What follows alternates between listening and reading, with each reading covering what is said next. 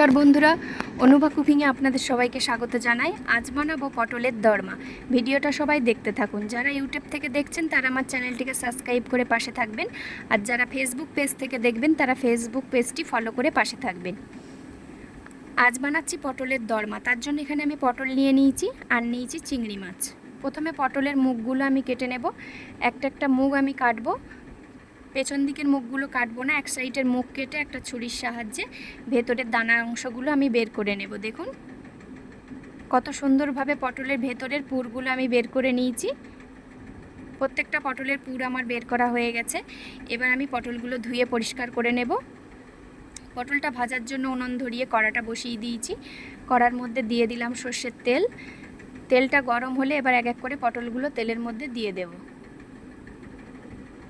খুব বেশি জোরে জাল দেব না, তাহলে পটল পুড়ে যেতে পারে। হালকা হালকা জালে এই পটলটা ভাজতে হবে।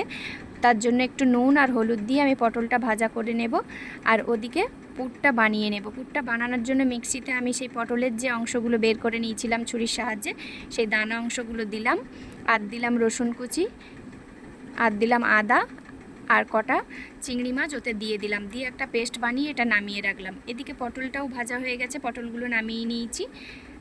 এবার পুরটা বানানোর জন্য কড়াইয়ে দিয়েছি পেঁয়াজ কুচি। পেঁয়াজটা লাল লাল ভাব ভাজা হওয়ার জন্য এতে দিয়ে দিলাম নুন, পরিমাণ মতো চিনি, আর খানিকটা কুচি করে রাখা চিংড়ি মাছ দিচ্ছি। চিংড়ি মাছের কিমা খানিকটা বানিয়েছিলাম সেটাও দিয়ে দিলাম, আর যে পেস্টটা বানিয়েছিলাম সেই পেস্টটাও দিয়ে দিলাম, আর একটু পেস্ট অল্প করে রাখলাম কাইটা বানানোর জন্য। এবার দিচ্ছি হলুদ গুঁড়ো, লঙ্কার গুঁড়ো দিয়ে সমস্ত মশলার সাহায্যে কষে নেব। খুব ভালো করে এটা কষিয়ে নিতে হবে, কারণ এতে কোনো জল ব্যবহার করব না। পুরটা এইভাবেই কষাতে হবে। কষাতে কষাতেই পুরটার কালার চেঞ্জ হলে তখনই বুঝবো যে পুরটা রেডি হয়ে গেছে। দেখুন পুরটা আমি নামিয়ে নিয়েছি, এই যে নামিয়ে থালায় ঠান্ডা করতে দিয়েছি। এবার একটা চামচের সাহায্যে পুরগুলো পটলের ভেতরে ভর্তি করে দেব। একটা পটল নেব আর পটলের ভেতরে এই পুরগুলো ভর্তি করব আমি এক এক করে। ঠিক এইভাবেই ভর্তি করব। দেখুন আপনারা সমস্ত পটলগুলো আমি এইভাবেই পুর ভরিয়ে নেব। সমস্ত পটলগুলো আমার এইভাবে পুর ঢোকানো হয়ে গেছে। দেখুন আপনারা এইভাবেও খেতে পারেন এটা, আর চাইলে আমি যেরকম কাই বানাচ্ছি এরকম কাই বানিয়েও খেতে পারেন আপনারা পটলটা। কাইটা বানানোর জন্য কড়াইয়ে আমি আবারও সর্ষের তেল দিলাম দুটো তেজপাতা আর জিরে ফোড়ন, আর এখানে একটা পেস্ট দিয়ে দিলাম। এটাই আছে আদা রসুন বাটা, টমেটো আর একটা পেঁয়াজ বাটা। পেস্টটা একটু ভাজা ভাজা হয়ে আসলে চিংড়ি মাছের যে কাইটা বানিয়েছিলাম পটলের ভেতরে দেওয়ার জন্য, সেই যেটুকু রেখেছিলাম সেটাও এর ভিতরে দিয়ে দিলাম।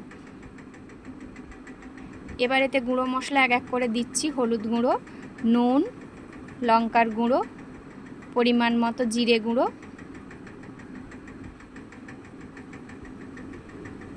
আর দিয়ে দেব পরিমাণ মতো ধনে গুঁড়ো, আর দিচ্ছি একটু চিনি। দিয়ে সমস্ত মশলা খুব ভালোভাবে কষিয়ে নেব। খুব ভালোভাবে কষানো হয়ে গেলে দেখবেন পাশ থেকে কীরকম তেল ছেড়ে যাচ্ছে মশলা দিয়ে, তখনই একটু মশলা ধোয়া জল এর মধ্যে দেব। খুব বেশি জল না, কিন্তু পটলটা আমার একদম রেডি হয়ে আছে। জাস্ট কাই বানানোর জন্য এই পটলটা, যার জন্য একটু কাইটা ফুটে উঠলেই এক এক করে পটলগুলো এর উপরে সাজিয়ে দিলাম। খুব হালকা জালে এটা খুন্তির সাহায্যে এপাশ ওপাশ করে নাড়াচাড়া করলেই একদম পটলের দরমা রেডি। এবার উপর থেকে একটু ধনেপাতা কুচি ছড়িয়ে দিলেই একদম পটলের দরমা রেডি। আমার কাছে ধনেপাতা এখন নেই বলেই আমি উপর থেকে একটু গরম মশলা দিলাম। আপনারা কালার দেখেই বুঝতে পাচ্ছেন পটলের দরমা একদম রেডি হয়ে গেছে। এবার আমি নামিয়ে নেব। গরম গরম ভাতের সঙ্গে পটলের দরমা এবার পরিবেশন করে দেখব কেমন হয়েছে। আপনারা এইভাবে পটল একবার বানিয়ে খাবেন, দেখবেন খেতে খুবই ভালো লাগবে। চিংড়ি মাছের পুরটার জন্যই এর স্বাদটা খুবই সুন্দর হয়ে যায়।